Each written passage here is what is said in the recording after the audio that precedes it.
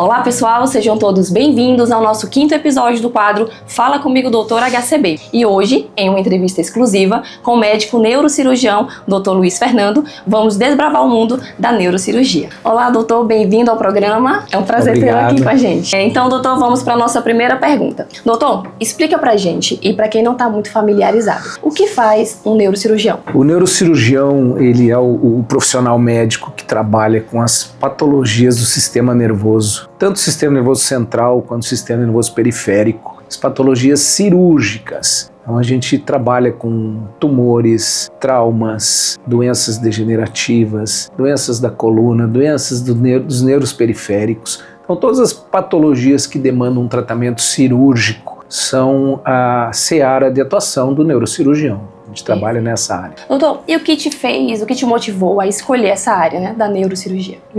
Durante a formação, eu sempre pensei em ser cirurgião. Então já era um desejo. E quando eu passei e conheci a neurologia, desde o começo a neuroanatomia, a fisiologia do sistema nervoso, eu sempre me identifiquei muito com essa área. E gostava muito da neurologia clínica, mas eu enxergava na neuroclínica ainda às vezes uma dificuldade em realmente fazer intervenção na evolução do paciente. E eu identifiquei isso na neurocirurgia, principalmente a possibilidade de realmente você fazer uma intervenção e salvar a vida, mudar o rumo da evolução daquela situação, aquela patologia naquela pessoa. Maravilha. Doutor, quanto às condições mais comuns da neurocirurgia, né, das cirurgias, quais você enfrenta no seu dia a dia? Sem dúvida nenhuma, a condição mais comum aqui na nossa região é o trauma craniano. Então, os traumatismos decorrentes de quedas de moto, acidentes de trânsito.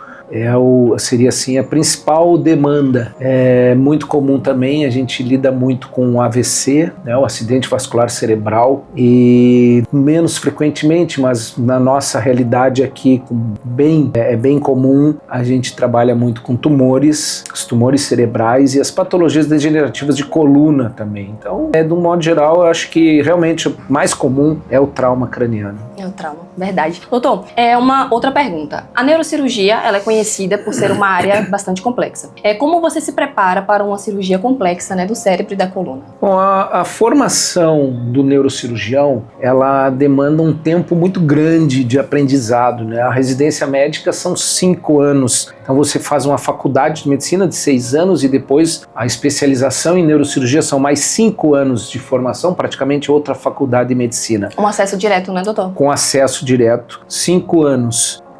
Depois desses 5 anos, você está apto a começar a desenvolver atividade como neurocirurgião, como especialista, e você segue sempre aprendendo. Então, o processo de preparação ele não termina nunca, e essa é uma realidade do médico. Em casos do dia a dia, sempre que a gente vai enfrentar uma situação mais complexa, de uma maneira rotineira, revisitar os conceitos básicos. Então, dar uma revisada em anatomia, na fisiologia, na técnica cirúrgica utilizada naquele caso específico. Hoje, a tecnologia nos ajuda muito, a gente pode olhar vídeos de outros profissionais que tenham mais expertise nesse determinado caso. Então, é sempre um processo de treinamento contínuo. Sim. Não termina nunca, e a gente sempre está estudando e sempre revendo desde os conceitos básicos até as últimas técnicas apresentadas aí nos congressos. Doutor, quanto aos avanços tecnológicos na neurocirurgia, né, quais processos você já presenciou, o que você pode trazer aqui, né, para o público, para a gente, a respeito dessa área? A neurocirurgia é uma ciência de alta complexidade, então a gente tem avanços tecnológicos que realmente mudaram a história da neurocirurgia. Os pioneiros no começo não tinham as ferramentas que nós temos hoje, então as coisas eram muito mais complicadas e os prognósticos dos pacientes era muito mais complexo. Então, aí a partir do desenvolvimento de tecnologias como a coagulação bipolar, foi uma coisa muito importante, o uso do microscópio cirúrgico com ampliação do campo visual e da magnificação microscópica trouxe um avanço muito grande na área da neurocirurgia.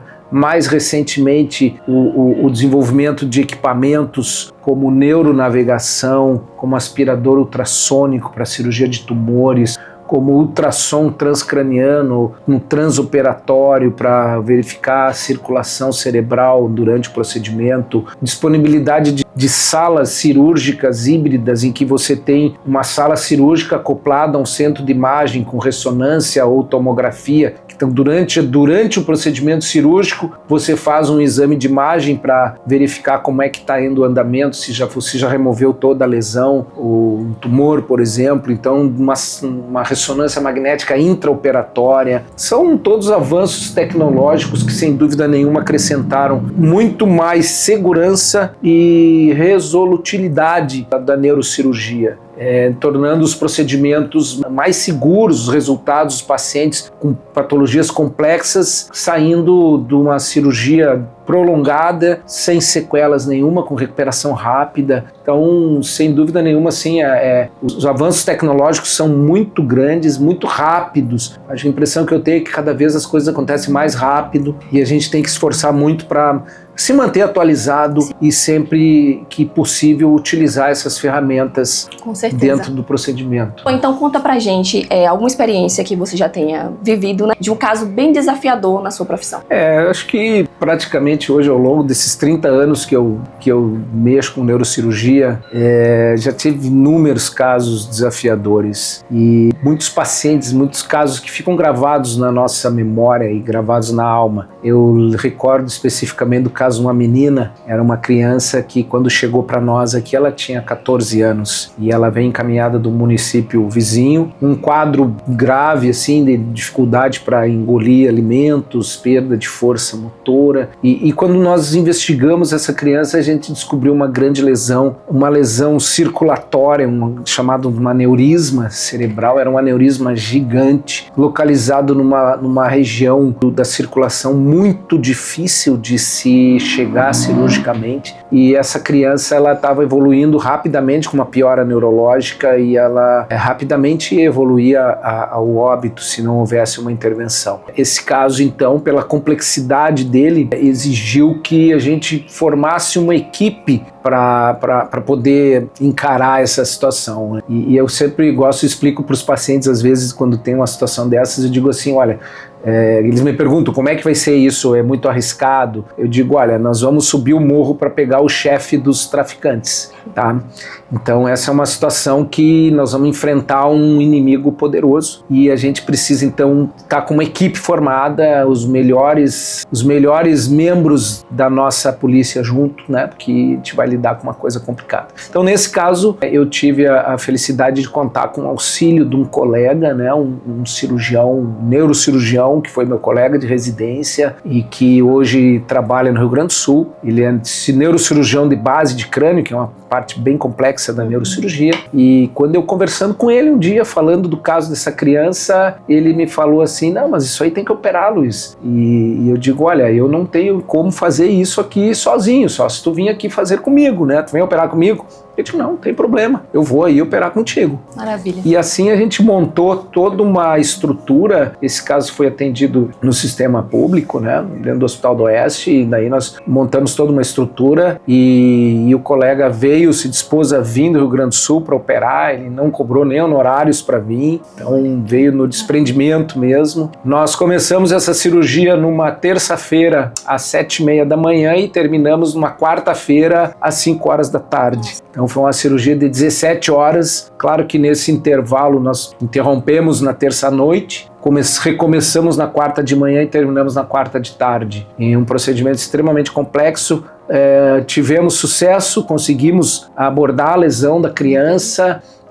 Infelizmente a gente não conseguiu resolver completamente o problema devido à complexidade e o risco que se identificou de realmente essa criança não sobreviver e resolvemos então parar o procedimento e concluímos o procedimento. Essa criança ainda teve uma sobrevida mais de 1 ano depois da cirurgia, mas infelizmente depois ela veio a óbito por complicações do quadro neurológico. Mas esse realmente foi um caso que me marcou. Eu lembro, e isso eu digo, são marcas que a gente leva para a vida toda. Eu vou estar velhinho contando essa história ainda para os meus alunos, os filhos, enfim, né? A gente vai seguir sempre com essa lembrança. É verdade. Doutor, então vamos agora para a nossa seguinte pergunta. Existem novas pesquisas, né, ou tratados emergentes que você está particularmente animado, né, na área da neurocirurgia? Então, a neurocirurgia ela é uma área cirúrgica. Então, existe o desenvolvimento da técnica. Na técnica microcirúrgica hoje ela é muito avançada. Nós hoje acho que atingimos um patamar de avanço na técnica cirúrgica que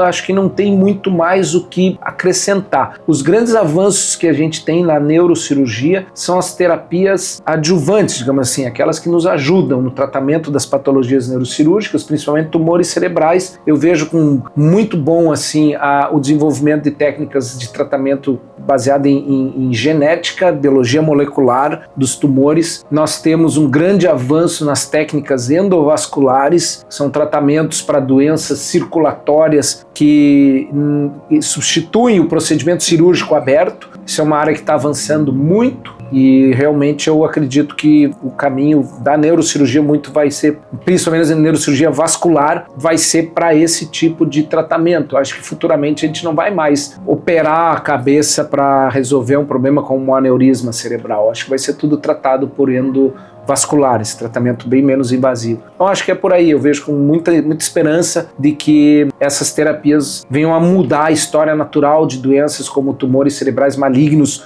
que hoje ainda é uma doença que a gente não consegue resolver, ainda é um inimigo que a gente não consegue vencer. Determinados tumores do cérebro são lesões que a gente não consegue resolver, apesar de todo o tratamento disponível nos melhores centros mundiais, ainda é uma patologia que é muito desafiadora e que a gente ainda perde para esse inimigo. Doutor, sobre a questão da recuperação, né, pós-cirurgia, é um procedimento longo, é uma cirurgia longa, né? Como funciona esse processo de recuperação pós-cirurgia? Assim, a recuperação dos pacientes no pós-operatório de neurocirurgia tem vários aspectos importantes. Eu costumo dizer também, comentar, que não adianta você fazer uma brilhante cirurgia complexa, com alta tecnologia, se você não tem o apoio das equipes que ajudam no tratamento do paciente. Não é só o neurocirurgião, não é só o médico. Aqui a gente tem que destacar o papel dos outros profissionais da equipe de saúde que nos auxiliam e que sem eles nós não faríamos nada. Então, o enfermeiro, que vai ajudar muito na assistência ao paciente, na orientação da medicação, da administração das medicações, do cuidado do paciente intra-hospitalar. O profissional fisioterapeuta, que vai auxiliar na mobilização do paciente, na reabilitação motora do paciente. O profissional fonoaudiólogo, que vai nos auxiliar na reabilitação da fala, da deglutição. O terapeuta ocupacional, que vai nos auxiliar na reabilitação funcional para atividades da vida diária desse paciente. Então eu destaco o papel importantíssimo dos outros membros da equipe de saúde que fazem a reabilitação do paciente. E como assim esse processo é um processo longo, exige uma dedicação e um trabalho continuado, às vezes as pessoas acham que é uma coisa simples. Não é. Como nada na vida, as coisas importantes não são fáceis. Sim. As coisas importantes normalmente demandam dedicação e esforço, e assim é a mesma coisa com as doenças neurológicas e de tratamento cirúrgico, da neurocirurgia. Então nós temos que pensar dessa forma, o paciente tem que entender o seu problema, entender o processo pelo qual ele está passando, as etapas que vão acontecer, a etapa pré-operatória, o período transoperatório da cirurgia e o pós-operatório. Ele tem que entender o que acontece, as etapas que vão se avizinhando e ele vai superando até alcançar a reabilitação e ele efetivamente receber a alta e dizer pronto, você está liberado, vida que segue. Então um conselho assim seria: entenda o processo, aceite, por mais duro que seja, e tenha fé, não pode perder a fé. A fé é o que nos mantém fortes em qualquer situação. Então esse eu acho que seria o principal conselho para a recuperação do paciente. Perfeito. Até porque a equipe multidisciplinar, né, doutor, como você havia comentado agora, é fundamental nesse processo, né? Todos esses processos, né, com o fisioterapeuta, o fono, então todos em conjunto trabalham em prol do melhor para o paciente. Com certeza. Então vamos lá, então, a nossa próxima pergunta é: doutor, como a neurocirurgia cirurgia, ela pode melhorar a qualidade de vida do paciente? Então, sempre que há a indicação de um procedimento cirúrgico do sistema nervoso, né, é uma cirurgia complexa, por mais simples que seja, ela sempre é complexa. Nós temos que pensar assim, o que eu vou oferecer para o paciente, em termos de qualidade de vida, em termos de benefício. Então, dentro dessa visão, você sempre vai fazer uma escolha, o paciente, a pessoa que está se submetendo a esse processo, que tem uma patologia, uma escolha. Ele vai ter que pensar assim, o que é que eu ganho para eu correr o risco de um procedimento desse tipo? O benefício que ele vai ter. Então depende muito da situação. A gente tem situações em que o benefício que você vai ter é não morrer, não ir embora desse mundo. Você continuar por aqui, tendo uma qualidade de vida junto com a sua família, enfim. Então esse é um benefício enorme quando você tem um procedimento cirúrgico, por exemplo, de um tumor cerebral, um aneurisma cerebral, uma hemorragia cerebral. Em situações, por exemplo, de uma cirurgia de coluna, um paciente tem uma limitação na qualidade de vida, ele não caminha mais, ele não consegue ter relacionamentos mais, ele não consegue desenvolver sua atividade laborativa mais, a qualidade de vida dele está restrita a um leito, que ele não consegue caminhar, não consegue sair mais, e você pode devolver isso para esse paciente. Então esse é sempre essa visão, qual o benefício que a gente vai oferecer. Então, sempre pensando no risco-benefício, a gente faz as escolhas, e as escolhas sempre são do paciente. O papel do médico é dar orientação de qual o caminho, qual é o procedimento, o que você espera e o que pode acontecer. Então a gente sempre diz, olha, vou estar junto contigo. Não importa qual seja a tua decisão, eu estou junto com você e vou te orientar e vou te ajudar, mas a decisão é sua, é do paciente. Ele precisa entender o problema que ele tem, os riscos envolvidos e o que vai acontecer, para ele entender o que vai ganhar, o que ele vai receber, né, em troca do risco que ele vai se submeter a fazer um procedimento cirúrgico, né? Você vai fazer unha, você não mede o risco que tem de ter uma infecção e ter uma complicação séria por causa disso, fazendo uma unha. Imagina fazendo uma cirurgia de um tumor cerebral profundo. Doutor, uma outra pergunta interessante. Como o paciente pode saber se precisa realmente de uma neurocirurgia ou se existem alternativas menos invasivas? Bom, quanto à necessidade de uma neurocirurgia, ela vai se basear sempre na premissa de qual é o problema do paciente. Então, existem problemas neurológicos que o tratamento é clínico, que você não vai ter a opção cirúrgica. E vão existir problemas neurológicos em que o único tratamento vai demandar um procedimento neurocirúrgico. Então depende muito da patologia que você está lidando. Quem vai te ajudar nesse discernimento é o médico especialista, o neurologista ou o neurocirurgião. Eles vão te esclarecer sobre o processo, qual a natureza da doença, o que é necessário para o tratamento. Muitas vezes a gente tem situações, por exemplo, tumores da glândula hipófise, por exemplo, que são tratados, apesar de ser um tumor cerebral, são tratados clinicamente. E tem tumores da glândula hipófise que o tratamento clínico não vai resolver, não vai se tirar o paciente da situação crítica, que vai demandar um tratamento cirúrgico. Nessa visão, você vai ter a cirurgia, por exemplo, transcraniana, em que você faz uma abertura da cabeça para tirar o tumor da hipófise. Mas sendo um tumor da glândula hipófise, por exemplo, você tem uma via menos invasiva, que é a via transesfenoidal, que é por dentro do nariz. A gente opera o cérebro por dentro do nariz. Então, uma cirurgia menos invasiva, com uma recuperação melhor, enfim, com uma morbidade menor. Então, essa decisão, de novo, depende da patologia que você está vendo, da situação clínica do paciente. Muitas vezes, se o paciente tem um quadro clínico muito grave, um paciente idoso, com outras comorbidades, e de repente você descobre um tumor cerebral. Eu atendi ontem no ambulatório um paciente de 75 anos que tem um tumor intracraniano que não causa sintoma nenhum nela. E aí a dúvida e o encaminhamento dela foi que era para fazer uma cirurgia. A família já chegou com essa ideia, olha, vamos fazer uma cirurgia. E aí a ponderação que eu fiz para a família é que, bom, o que ela está sentindo? Não, ela não sente nada. Ela fez esse exame agora porque estava um pouco esquecida e tal, e aí descobriu isso. Não, então essa lesão, esse tumor não está causando sintomas nela. Nós não precisamos mexer nele. Então a decisão, na verdade, será necessário? Nós precisamos ir lá pegar esse bandido? Então é uma decisão em conjunto, que depende muito do paciente entender e da visão do médico ter a clareza de olhar assim de maneira personalizada cada caso e tomar uma decisão. Em conjunto. Eu aprendi, meu mestre na residência, Dr. Mário Coutinho, ele ensinava o seguinte: você aprende a operar em 5 anos de residência. Depois você leva mais uns 10 anos para aprender quando que você tem que operar. E você leva a vida toda aprendendo a quando não operar. Isso é a clínica cirúrgica, é o processo de aprendizado, a tomar decisões. Uma vez você decidiu, é difícil você voltar atrás de um procedimento desse tipo. Então a tomada de decisão é sempre mais importante do que a técnica.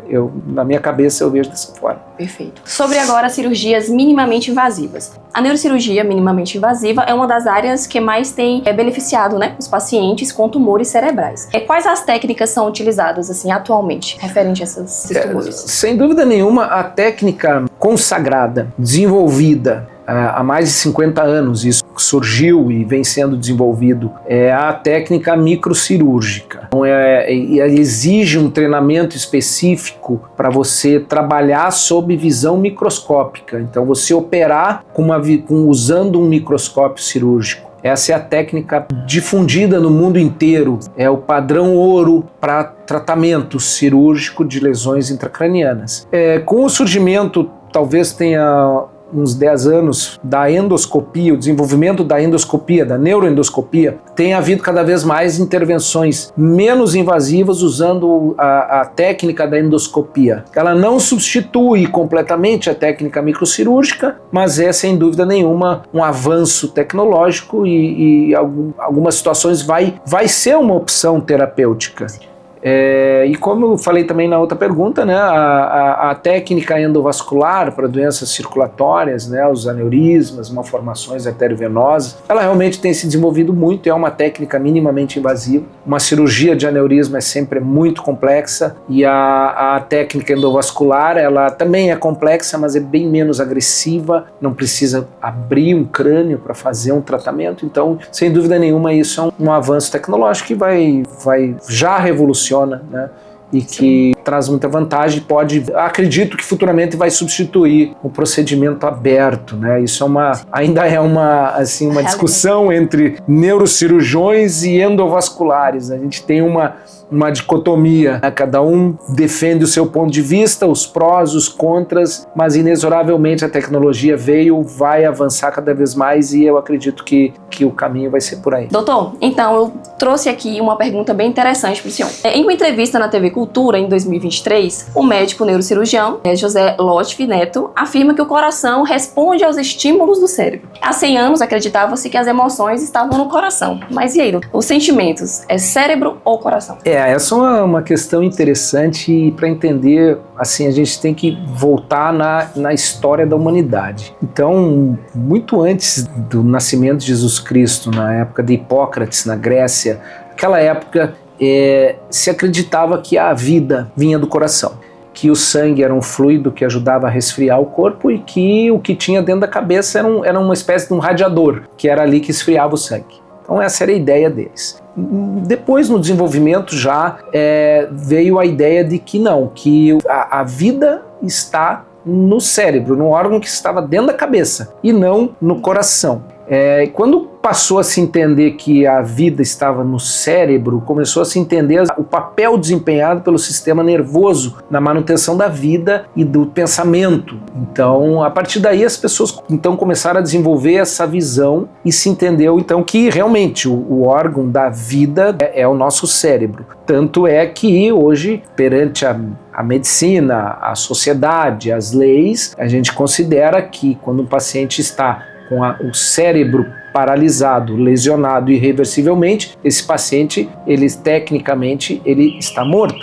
Não existe mais a vida, apesar do coração continuar funcionando, rins, pulmões e tudo continuar funcionando. Se o cérebro parou, ele está lesionado irreversivelmente, esse paciente tecnicamente é considerado como um paciente que já morreu. É a morte cerebral. Então o nosso sistema nervoso, ele ele é o comandante, ele é o mais importante do nosso corpo. E ele comanda o funcionamento dos outros órgãos, inclusive do coração. Aí quando a gente pensa em coração, o cérebro, ele comanda o batimento cardíaco, a pressão arterial, o funcionamento circulatório. Mas tem um outro aspecto do coração, que quando a gente pensa em coração, o coração é a parte emocional. Você pensa com o coração, que é a emoção, como você se sente, isso é uma função que não está no coração, ela está dentro do nosso sistema nervoso, em estruturas extremamente profundas, localizadas profundamente dentro do tecido cerebral, redes de neurônios especializados que funcionam dedicados somente a essa função, que é a função da emoção, do comportamento. E essas estruturas, elas são denominadas sistema límbico, que é realmente a parte do cérebro que comanda e que faz o comportamento emocional da pessoa. Então, de novo, o grande maestro das emoções não é o coração. Embora a gente fale, não, você está pensando com o coração. Não, você está pensando com o seu sistema límbico dentro do cérebro. Interessante. Não no coração, mas o coração responde a comandos que vêm dessas redes neuronais, e a gente responde emocionalmente assim, quando você chora, quando você sente raiva, quando você sente o afeto, quando você sente o amor, quando você sente uma dor, que é a dor de perder uma pessoa querida, é uma dor profunda, parece que arrancaram um pedaço do coração. Que dor é essa? Não existe isso. Isso é uma coisa que você sente porque o teu cérebro, teu sistema límbico está reagindo dessa forma a uma situação de perda de um ente querido.